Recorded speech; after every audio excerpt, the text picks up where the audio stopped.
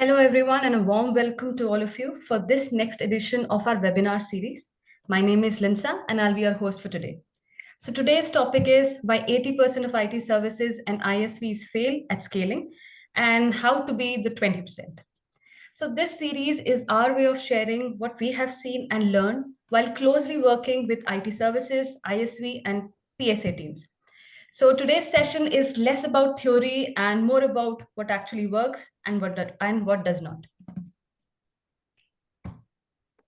All right, so let me lay down the agenda for today. We'll start with quick introductions of our speakers as well as of our sponsor Nimblework. Then we'll dive into the main session, followed by an interactive Q&A. Some housekeeping, the session is being recorded and we'll send you the recording post the session.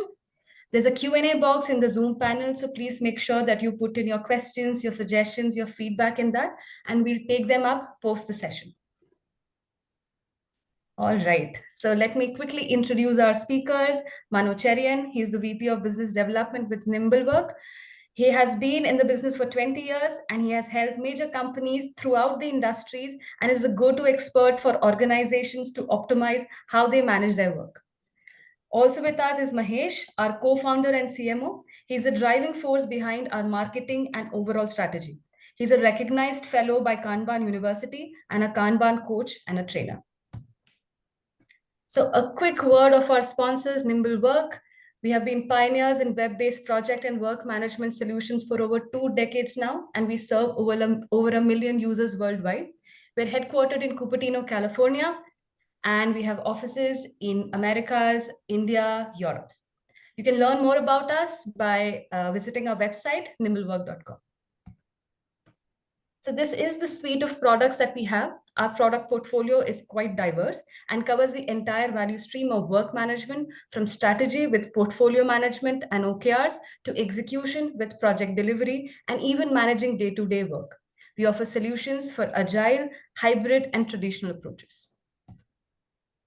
So these are some of our customers. We have been helping teams manage projects smarter, from small startups to Fortune 500s. We have served them all. So with all the introductions done, let me hand over the session to you, Mahesh. Thank you, Linsa. I am. Yeah. And perfect. Yeah, hopefully you can hear me okay? Yes. All right. Thanks again for the introduction. And hi, Mano. Hi, Happy to be Mahesh. doing one more of these sessions today. So let me share my slides and let me know that you can see my screen.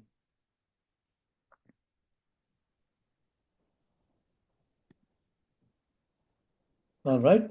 Okay. So can you guys see my screen? Yes, Mahesh. Yes. Okay, perfect.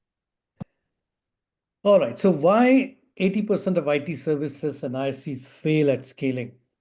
And of course, how do you want to be part of the 20%? This is a problem that we have been closely involved with over the last 20, 25 years in Nimblework and earlier Digite.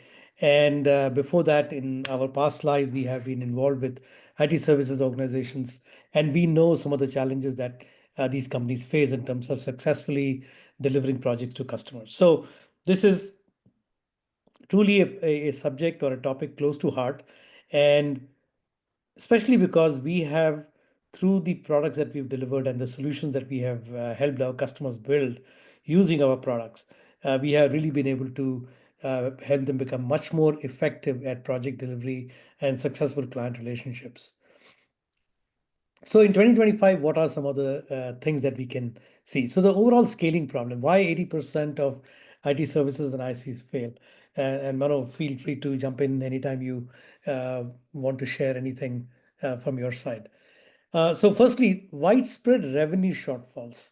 So this is a statistic from the Clary organization, their 2024 State of Revenue Leak. Their claim is 61% of companies missed their 2023 revenue targets, and that number rose to 75% when it came to companies that were over 1,000 employees. So this is not a sporadic problem. It's a fairly widespread problem where companies miss revenue targets because of a wide range of challenges.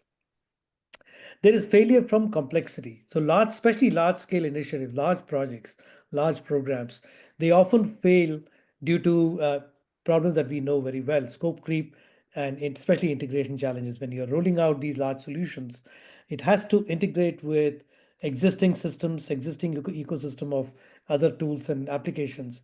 And there are challenges in doing so and delivering the ultimate solution. There is an example of the confirmed project failure, which lost 125 million because of problems related to scope creep and integration and a variety of other challenges. And we're going to share these links with you so that you can take a closer look at these case studies. There are structural barriers to growth, and this is related to siloed processes, fragmented data, and legacy tools that block scalability despite demand on these companies for increasing number of projects, increasing number of business needs, expanding business needs that require newer projects to be done to meet those business needs. So the demand is there, the demand for scale is there, but because of siloed processes, because of fragmented data, and because of legacy tools, there are fundamental structural problems to growth. So that's what we're going to cover in today's session. What are some of the root causes? So the first one is inefficient resource allocation. This is something that we've seen uh, times immemorial. Companies try their best to have a centralized tracking system for resources and for the people. But invariably, without having an effective system, they are unable to have visibility to all of the people that are working on different things, how much of their people are available, which of the people are rolling off projects and becoming available, etc. And as a result, because of the inefficiencies that result from these resource allocations or inefficient resource allocation, it has a 1 to 5% impact on earnings on an annual basis. Common planning failures include over forecasting, underutilization, and manual scheduling, all of which delay project execution. These are all related to allocation of people, inadequate allocation of the right kind of people, having the right type of skills, and as a result, mismatch between the kind of needs that the project has versus the kind of teams that get allocated to those projects. There's a real world example again of Scapa Technologies that cut dev costs by 30% by optimizing their AWS use and their resource planning, as a result of which they were able to make 30% gains on their overall costs. So having a more efficient utilization of resources with both people as well as infrastructure can result in strong gains and strong benefits. That's the first root cause. The second one is about siloed systems and data fragmentation. This is probably the biggest problem that we see when we work with our customers to implement our solutions. That different parts of the business have different tools, sometimes just spreadsheets and client-based, sort of desktop-based solutions. As a result of which, teams don't know what each other they are doing at different levels. Managers don't know what their different people are doing, and as a result, there is a sort of continuous leakage of data. And 71% of RevOps leaders that were again interviewed by the Clary organization said that their forecasts are inaccurate due to data fragmentation. If you don't have data in one place, you're going to have challenges in terms of knowing exactly what you're doing, where you're going, and therefore what you can forecast. Revenue leakage from tool sprawl, like I was mentioned earlier, disparate systems prevent they prevent unified insights, causing delayed decisions and lost margin. This is something that we see all the time. People are actually still in this day and age looking for the latest version of a file or the latest email that came on a particular subject, and in all of that searching and consolidation and the delays that result from all of that, it causes delayed decision making and lost margins. There's another case of the virtual case file, it's called, of FBI, $170 million failure due to non-integrated systems and poor design coordination. Especially as your teams get more and more distributed, and you're working with not just your own people, but also with external vendors, this becomes far more pronounced.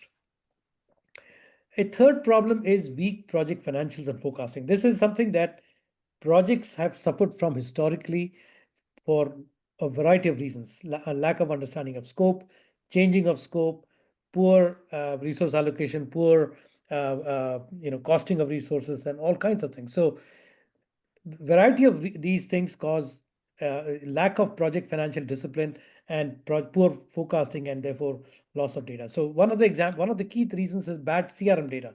If you don't have enough discipline in terms of the way that you manage your CRM data and your revenue forecasting, etc., it can cost up to 10% of their annual revenue. Manual tracking pitfalls, we already know that without having automated and centralized systems, non-automated financial reporting can cause tremendous delays. And you can imagine what kind of impact it has when it is financial data where you're having issues in terms of reporting. There's another case study here of the Oregon Healthcare Exchange, which lost over $100 million on a failed Oracle built site due to mismanaged project oversight. I'm not sure how directly Oracle was involved with this, but certainly they were part of the overall solution stack. And then lastly, this is something again that we see a lot and our systems help a lot with our customers, is inconsistent delivery standards and scope creep. 78% of tech project failures are preventable if there is a clearer scope and delivery governance. Now, we know in the age of agile that scope will change. How are you organized to manage the change is a key aspect of how your overall project governance is set up.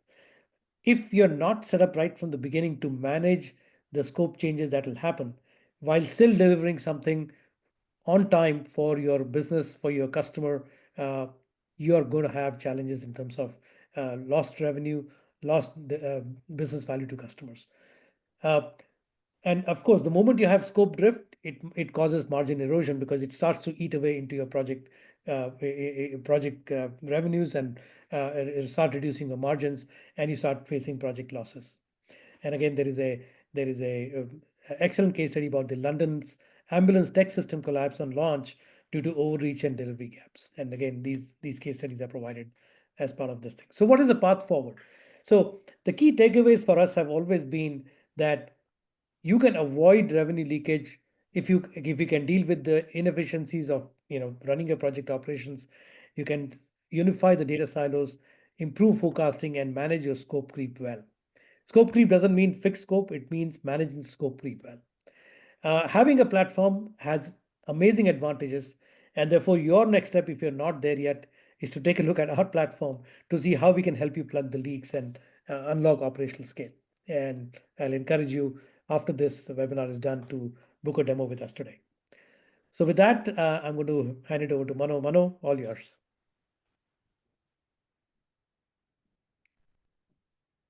Thank you, Mahesh. Thank you for setting up the context well for the presentation today. I'm just sharing my screen, and let me know if you're able to see my slide deck. You're able to see my slide deck?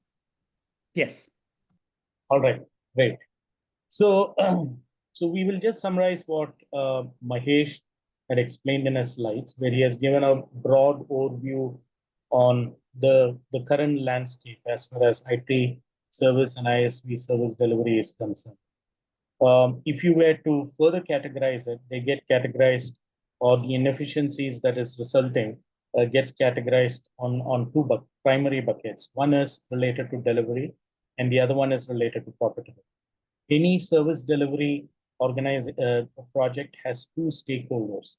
The first one is the customer, who is primarily looking at the value that gets delivered to him based on his needs and his requirements and the business goals. And the other one is an internal stakeholder who is basically looking more from a perspective of what service we are offering to our customer. Has it been billed correctly? Has it been revenued correctly? And is it bringing in a healthy profit margin within the organization?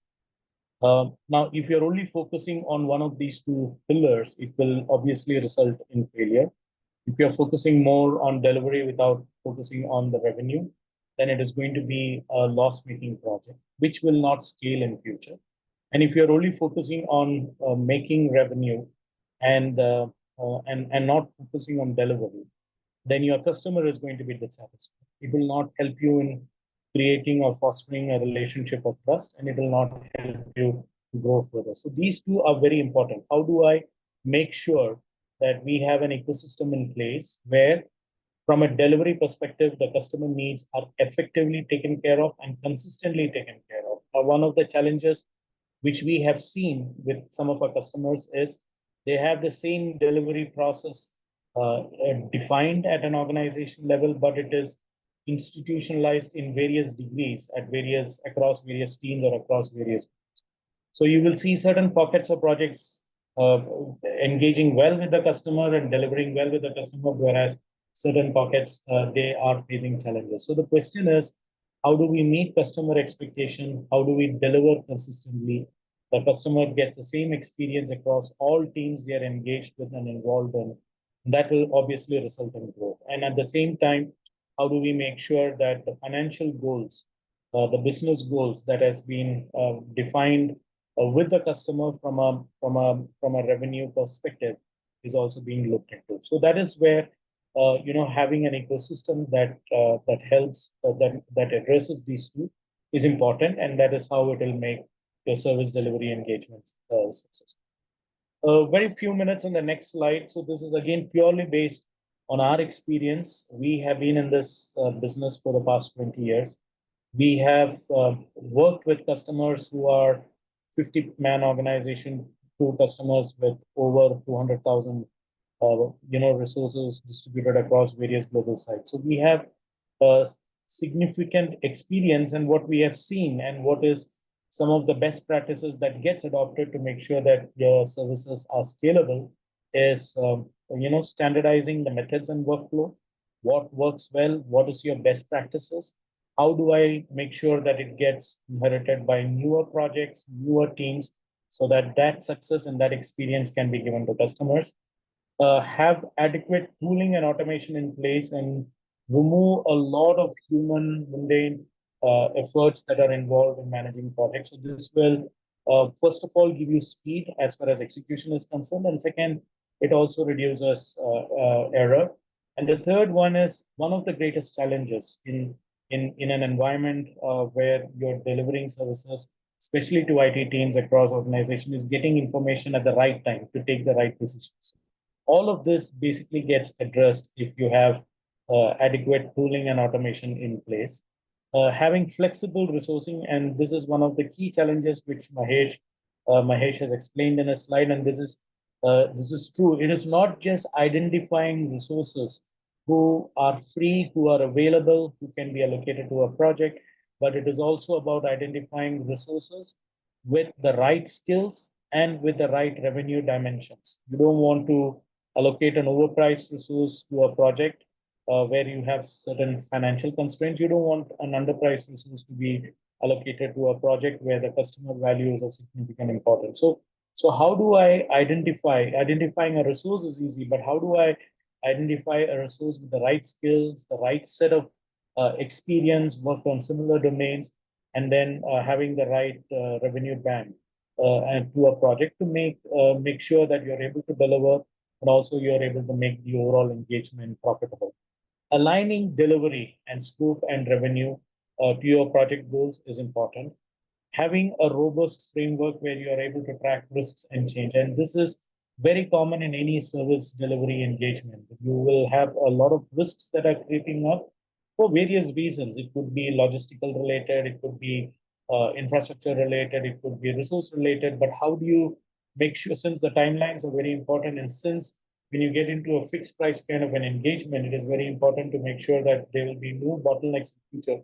So timely identification, mitigation of risks, having the ability to escalate them to senior leadership so the required support is brought into the environment to mitigate those risks. And as we all know, in any service delivery engagement, changes are bound to happen. It could be, it necessarily may not be because of inappropriate requirements gathering process, but it could be regulatory in nature. It could be, very domain centric. So you will have a lot of changes coming in, and how you're able to accept that change and move forward and make sure that you're able to deliver value to the customer and you're also able to meet the internal expectations. That is of paramount importance. And then having real-time visibility, on-time, real-time visibility on delivery and revenue health across the organization. So we recently worked with a very a services organization which is based out of North America, which works on the AI space, and for them, timelines, resourcing, all of them are extremely important. But for them to get a view, just a basic view on who is available tomorrow was a Herculean task, because they had to go to multiple projects, look at where all that resources are located, look at the importance of the tasks he's working on, look at whether he can be reassigned to another project. So it involved a lot of follow-up, a lot of email chains and so on and so forth. But one of the primary reason they engaged with us is to see whether that problem can be addressed by just click of a button, and it is possible to do so. So having all these views and having the ability to take real-time, timely decisions is of paramount importance. And that is where I'm moving on to the next slide, which has further categorized these into 4 key buckets. So how do I create a scalable services delivery framework within the organization? And like I said, there are 2 stakeholders for your services delivery. One is your external stakeholder, which is your customer. The second one is internal stakeholder. And both of their goals and expectation has to be met to make the overall experience scalable. And the 4 core pillars over here are, one is the best practices. How do I institutionalize it across the organization so that you don't go waste time in reinventing the wheel? And if you have got a new learning and a new engagement, and if that has helped that specific engagement, how do I make sure that it goes through all the projects that are of similar nature? The second one is managing financials and resourcing effectively, which is something which Mahesh talked about. The third one is facilitating a proper governance and decision-making ecosystem within the organization. And the last and the most important one is to get visibility on the health of your delivery, health of your revenue, and health of the forecast, so that timely decisions can be taken. So these are the four pillars that needs to be looked into if you want to have a scalable service delivery environment within your organization. What we will do is, each of these are extensive subjects, so we will just, give you some ideas on how we will be able to address these 4 pillars. So the first one, let's look at institutionalized. So there are best practices. Now there are multiple sources for best practices. The first source could be from various frameworks or process frameworks which the organization is embarking on. It could be a PMO framework, it could be an ISO framework. So there are various frameworks from where you get best practices. And then you will also be able to leverage a lot of best practices and methods and tasks that makes things work based on the engagements you're having with your customers, currently having with your customers. And you will also be able to get it from the industry. There are various industry forums where the best practices, what is the best way of implementing an SAP FICO module, what is the best way of implementing an SFDC module, which is a sales cloud module. So there are various best practices and methodologies available. So that could be the second source. Third source, like I just told you before, could be based on your experience. So you get you get inputs on what are the best ways to manage a project, either from frameworks or from forums or from your experience. Now, once you have looked into it, and if you're able to identify what works well for my organization, and if you're able to templatize that, so have an ecosystem where you're able to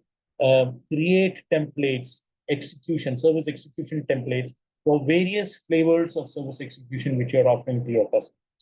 If you're able to templatize that, then that is one way in which you will be able to institutionalize best practices across all projects within your organization. Now, there are 2 important dimensions over here. One is having the ability to set up these methods and institutionalize it across the organization, and also have a mechanism to track whether it is being followed by projects and the kind of benefits it is giving to the project. That's the first dimension. The second one is this is a continuous learning loop. So what it means is, as and when you start taking up more and more projects, there are more and more learnings that are coming, and there are more and more effective ways in which you will be able to address a particular services engagement or a services activity, and have a mechanism where you're able to capture this feedback and put it back into the system so that the learnings can be populated to the newer projects that are getting executed by your organization. So the first one is how do I define it? The second one is how do I create an ecosystem where I'm able to learn and then put back the new learnings into the system so that it goes to the project. So that is where the concept of templatization is important. And you set up templates, and then projects basically gets created by following this templates. Now you could be a project manager who's been in the ecosystem for multiple years, or you could be a project manager who has recently come into the ecosystem. It doesn't matter, because the templates will then give you a blueprint on what are the best practices you need to follow for this specific service engagement, and that will help you be successful. Now, there are various details or various ways in which you will be able to, set up these templates. You can go to the extent of defining the steps or the workflows. What are the various stages? Within each stage, what are the various activities? Within each activity, what are its associated dependencies? And then what are my milestones? What are my dependencies with the milestones? So you can templatize all of these. If you have an ability to templatize all of these at a template level, then all these definition flows down to the project. So now, say for example, if I'm going to make a release to the customer, what are the validation checks I need to do? What has been prescribed by my organization? All of that comes to the project team, and they will be able to make sure that those steps and activities are being followed. So you will be able to, you should have an ability where you can define the steps. You should have an ability where you can sequence them. You will be able to create hierarchies. You will be able to define dependencies. And then what it results in is, if say for example, I have defined a methodology which is going to be used to define a new mobile app, or I have defined a methodology which is going to be used to implement SAP in a petrochemical industry. So now what it does is, if we are having the ability to templatize this at that level, then when a project gets created, the project by default gets the default set of tasks, the default set of milestones, the default set of workflows that needs to be followed, the default set of work templates. How do I define a risk? How do I define a customer escalation? All of that flows into the project ecosystem. All of that gets digitized. Now, today we know that all these processes are available in some documents, or they are available in SharePoint folders, but they do not flow and create the project execution environment. But if you have templates, and if you are creating projects from templates, then you have a mechanism where all that you have defined gets digitized, it flows into the project, and it's just a question of the teams looking at the sequence in which they need to follow, identify what is applicable and not applicable, create a minimal set of new activities that is very specific to the project, and then or follow the workflow that has been prescribed by the organization. Now, what this does is it is consistency in delivery. Whether you go to project team A, project team B, whether customer is working with two different teams within the same organization, he or she gets the same experience. And that will basically build in confidence and help in future revenue growth. The second one is, how do I manage financials and resourcing effectively? Now, I just have few slides. It's a very detailed subject, and if you want to know more details about it, we'll be very happy to engage with you and share some more insights on it. But here, the key aspect is as follows. There are different financial models which a project embarks on based on the relationship you have with the customers. You have a T&M model, you have a T&M cap model, you have a bank of hours model, you have fixed price model, you have an outcome-based model. There are different financial models that are applicable to a project. So one is, how do I execute the project? And the second one is, how do I align the execution of my project with the financial model that has been agreed with the customer? And this is of importance, because once you define this upfront in your project lifecycle, you will be able to do your planning based on the financial parameters which you have defined in the system, and you will also be able to track the progression of the project vis-a-vis what has been planned and what is the actual. And if there are any deviations, or if there are any cause of concerns, it can be alerted and notified so that the appropriate steps can be taken. discussions can be facilitated with the customers, and you will be able to bring the project back on track. Now, some of the key dimensions on financials is accurately defining the rates. The rates can be defined on the basis of roles, on the basis of skills. The rates can have an effective date. You may have a long-term project, but your rates can change midway due to various reasons or due to what you have discussed and agreed with the customer. So how do we make sure that this is appropriately defined and it is automatically notified to the project managers based on what has been agreed and what should be applied in the context? The second one is you can define a financial milestone. So if it is a TRM project, you can have a monthly milestone defined. If it is a fixed price project, you can have a milestone that has been defined based on the deliverables. If it is an outcome-based project, you can define your project outcomes as financial milestones. So having the ability to upfront notify and define these milestones and also indicate the dates that are applicable, indicate the revenue that is applicable, and then have the ability of tracking your plan versus actual is of paramount importance. Now, the milestones which you have defined just does not reside as a standalone entity within the context of the project. Now, when it comes to planning a project, there are multiple ways in which a project is planned and executed. If you are comfortable with the waterfall way, you will take a work breakdown structure. If you're comfortable with the agile way and iterative way of execution, then you will define release sprints, teams, epics, user stories. If you're comfortable with a hybrid mode of working where you plan waterfall, you execute in an agile manner, that can also be facilitated. But what we are trying to highlight over here is each of these financial objectives or financial goals gets very closely aligned to the deliverables that the delivery team has committed to the customer. So I will be able to see, okay, for my first milestone, what are the epics, what are the tasks, what are the user stories, what are the objects that needs to be delivered. And I will be, since I'm able to establish a traceability with the execution line items, you will very easily be able to correlate it back to what was planned at a milestone level and what has actually been accomplished. And you will obviously be able to set up a lot of, you should be able to set up a lot of triggers and notifications which will help the teams get notified.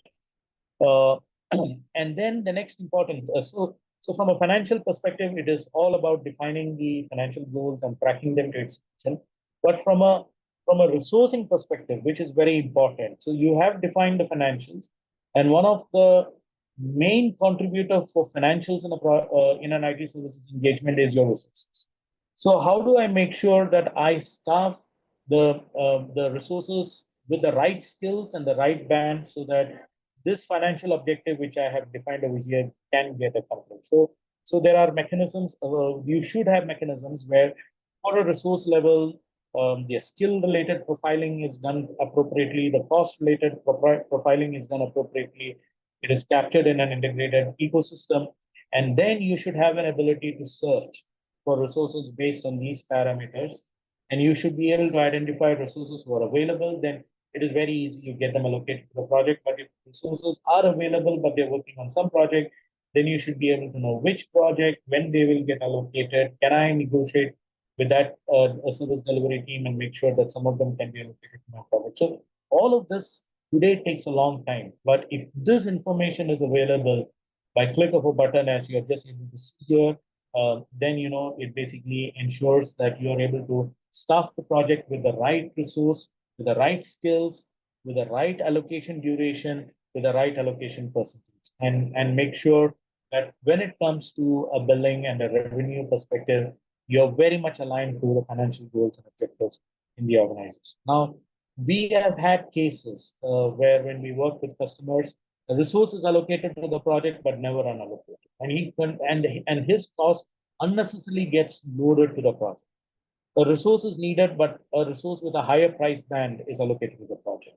And then you have cases where just to meet the delivery timelines, you load the project with additional resources to make sure that the delivery timelines are met, but the financial timelines are met. And all of this you realize it when the delivery has been made. You do not realize it upfront, because if you have realized it upfront, You have a channel where you can discuss with your internal stakeholders and with your customers and take an appropriate step to make sure that the revenue impact is either negated or significantly minimized. So all these data points are extremely important for managing resources perspective, and then having the ability to capture the actuals. I have planned, say for example, four hours for doing a specific deployment, but did I take 4 hours? Did I take 6 hours?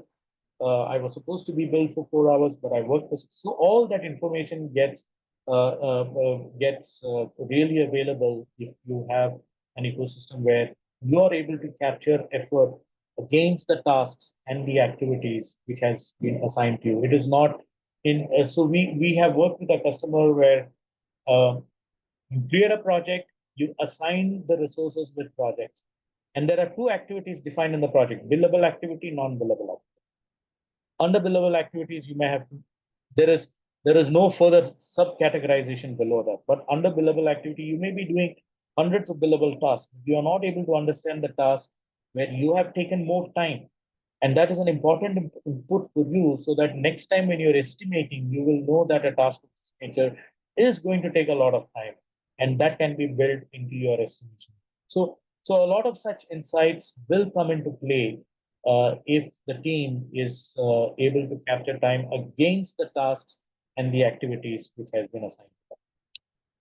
Facilitating governance and decision making. Now, the first step over here is the execution part, and the second step over here is how do I facilitate the governance part. Now, when it comes to execution, there are multiple ways in which execution can be facilitated. Like I shared before, if you're following a waterfall approach, you can create a project plan. It can be automatically created. It can be modified to your team's requirement.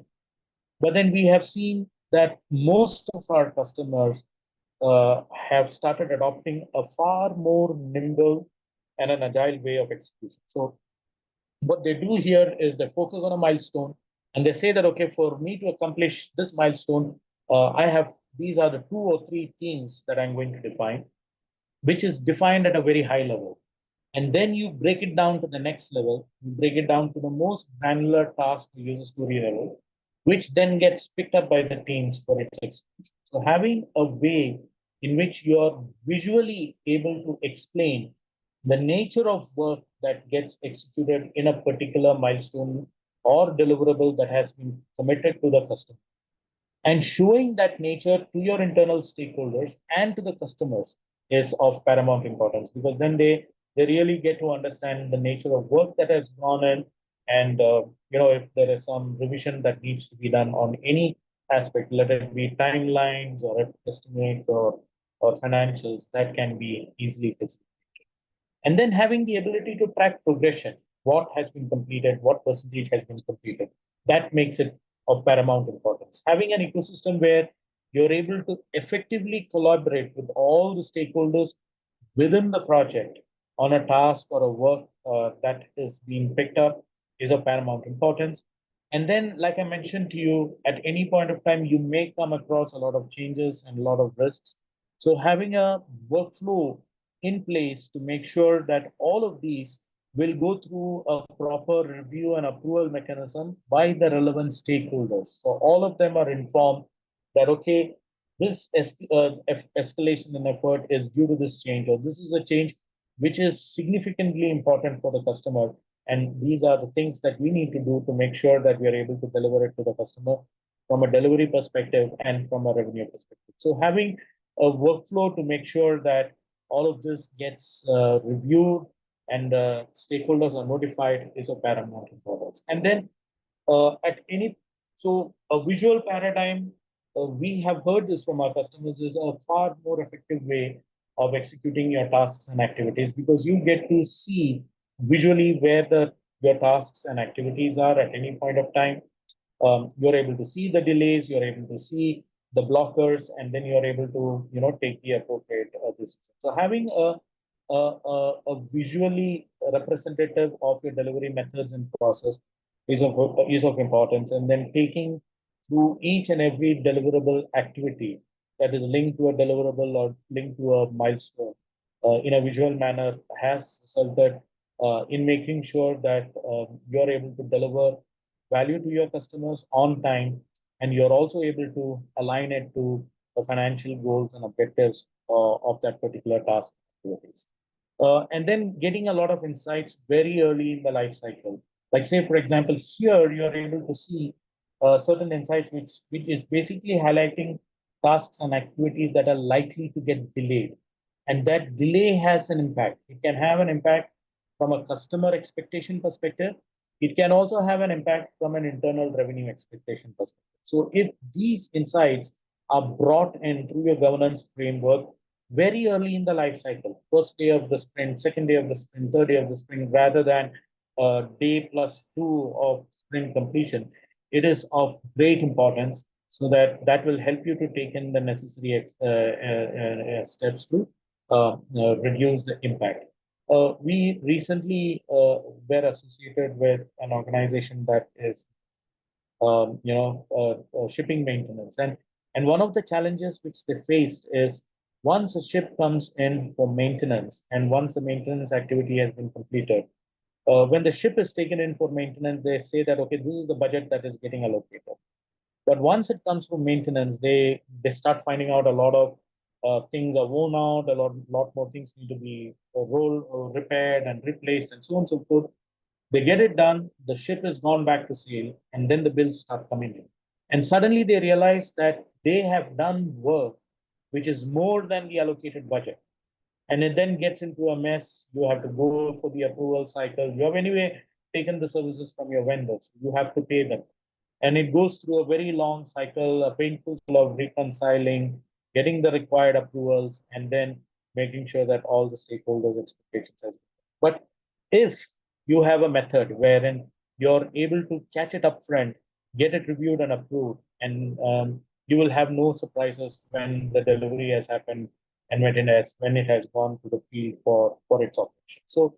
So having the ability of tracking them and having governance dashboards, like in terms of the work item count that is remaining, the risks that have come in, the changes that needs approval, the delays that has been occurred in the project, and so on and so forth. So having a dashboard which can be viewed by various stakeholders. It could be a project stakeholders, it could be a delivery stakeholders, so that you are able to see very clearly where things are going well, where things are not going well, and you're able to take action. And all of this happens by just click of a button. You don't have to wait for a week to get my previous week's status report. So all of this happens real time. If you have this kind of an ecosystem, it will help in delivery, it will help in revenue control, and it will help in making sure that your services delivery is successful, and as a result, um, it is scalable.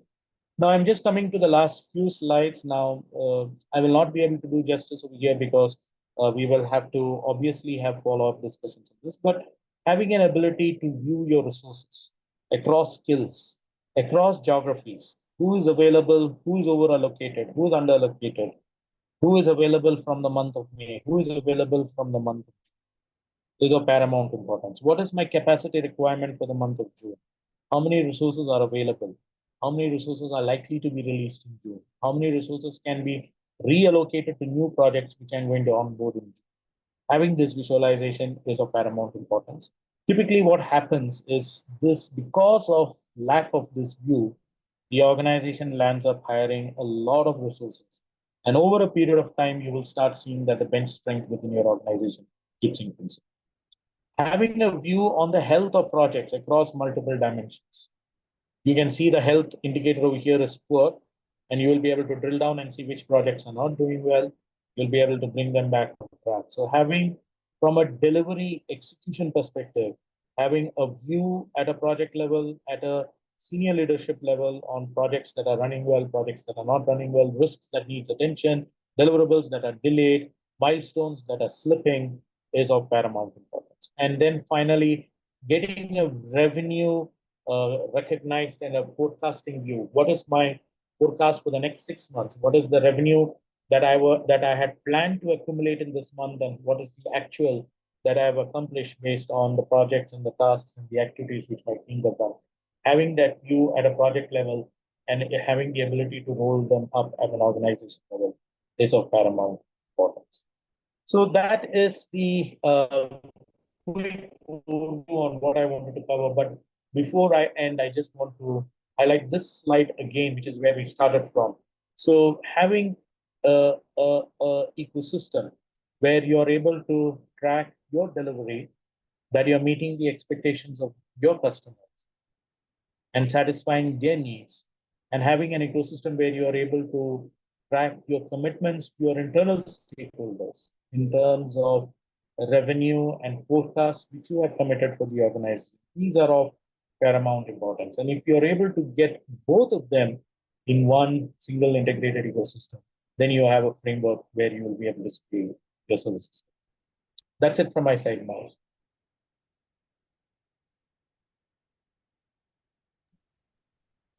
Mahesh?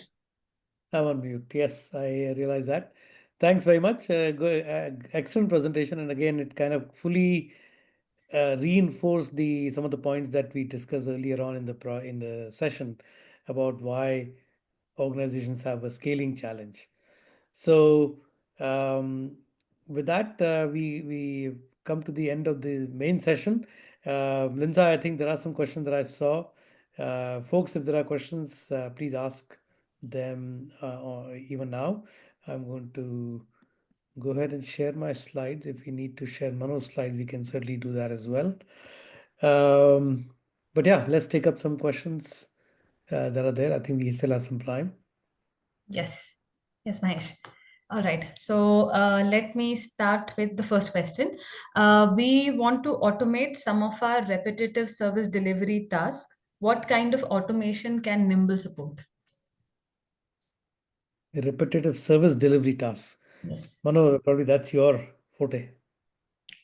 Yeah, so Nimble has a capability where you can define various categories of service delivery tasks, and the way in which it needs to be executed, you can templatize them by either setting up a workflow or by setting up subtasks. So now what happens is when you get a service delivery task, depending on the category, you will be able to understand the workflow steps that needs to be followed or the task that needs to be planned for it, and then you will be able to execute it. You don't have to reinvent the wheel. You don't have to go refer any documentation. All of these will get automatically generated in the system. Okay. Okay. Yeah. All right. So the second question that we have is, how does an organization avoid siloed project execution? Not all organizations can have a centralized project management system. Yeah, that's I a would great say question. that that's a Yeah, go ahead, great Mano. question, but I would say that you need to have that infrastructure in place. You need to have a centralized system in place, without which it is going to be very difficult for you to scale at pace. You may be able to scale, but it may take a long time. But if you want to scale at a rapid pace, having a centralized system and all the framework parameters which I just mentioned before in the presentation is of importance. Silo, if a team is working in silo, there is no way the learnings, the best practices, the successes, the failures of that team gets published across the organization. So if a team is working in a siloed manner, they will continue to work in a siloed manner, and it will be very difficult for such teams to scale as the organizations. Over to Yeah, you, I mean, Mahesh. You can add. there is no easy way around that. I think you nailed it. We have had customers where they have had dedicated what are called, I think, ODCs, right? Offshore development centers, Yes, which yes. are separated from the rest of the organization's network, and they can't share anything. And uh, those centers, those customers have been unable to scale their overall project delivery capability to those centers because they simply don't have the ability to share organizational learnings and so forth. Now, there have been some manual workarounds where they provide some way to these siloed teams to report data on a batch basis on a regular basis every week or 15 days a month or whatever, but it is still not the same at all as opposed to having everybody on the same system. Now, a lot of I'm going to add one more thing, which is that a lot of companies are concerned that by having a central system, you're forcing compliance to a central system. But that need not be the case, and Nimble is a great example of that. You have to have a centralized system that allows for uh, complete decentralized rules and processes and templates and metrics, etc. But by having a centralized system, you are able to set up an abstract layer, a high enough level of layer of data that can get reported, and that can be made available to all the teams and all the leadership and customers. And at the same time, each team or each business unit has the flexibility to build their own custom process templates, their own custom uh, work breakdown structures and metrics and so forth, and they can make those available so that in case there is another business unit or another part of the organization that can use that, they have the ability to do so. So they don't need to necessarily force everything down everybody's throats. They can have their own flexibility to configure the system to their own requirements. But having that common infrastructure helps them share whatever they're doing with other parts of the organization.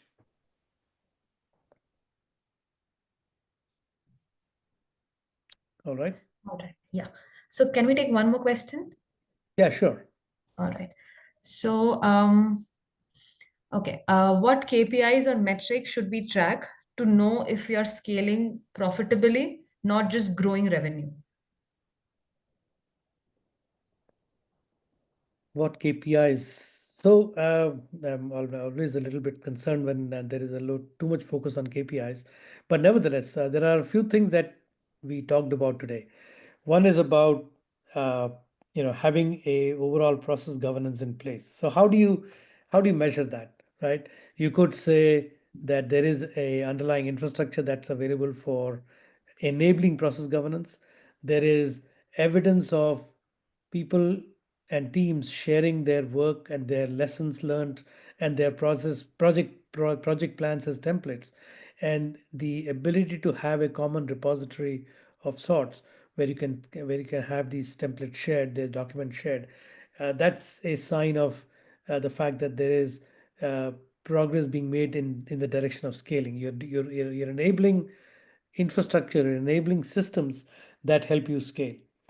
We talked about resource assignment issues and the fact that poor allocation of resources and poor visibility of resources can lead to um, you know uh, challenges in scaling. How do you measure whether you are doing a better job or a good job of resource uh, visibility? Is having a system that lets you that provides you that visibility, having a common sort of tracking of resources, and making sure that their availability is known and is visible to project teams that are staffing their projects or assigning resources to the projects. If they can see what resources are currently doing or where are they currently allocated, then those help to make intelligent resource allocation decisions. Those are the kinds of things that are evidence of systems being in place, processes being in place, that allow for organizations to scale ultimately. And because they are able to scale, they're able to grow their revenues, they're able to manage their projects more effectively and efficiently, and therefore that should result in increase of their earnings and profits. Um, I would say those are the kinds of things that companies should look for. I don't know if there are specific KPIs that Manu you can talk about. I don't know if there are any. No, I think I've covered that. Those are the basic KPIs. And then see, it's always end of the day, you measure project success. Project success is defined on the basis of what you have committed to the customer, if you have delivered it on time, on scope, and the internal revenue profitability has been measured. So if you are able to get into a metric which says that what is my project success rate and is it improving over a period of time, that again is a good. Correct, correct. Yes, that's it. That's it from my side. Okay, great. Well, folks, it's been a great session. Thank you very much for making the time today. As we say here at Nimblework, be nimble and connect with us, scale with us, grow with us, and we'd love to connect with you, hear more of your specific challenges that you're facing or you're trying to solve, and we truly believe that we can help solving some of those problems with the solution that we can help deliver for your organization. Feel free to connect with either Manu or me. Our contact information is available here. And of course, check out our products and our website at nimblework.com. And if you'd like to set up a demo, please connect with either me or Manu, or write to our sales team at sales@nimblework.com, and we'd love to set up a tailored demo for you. Thanks very much once again. And Manu, thanks for your session. And yeah, we'll meet on the next one. Thanks.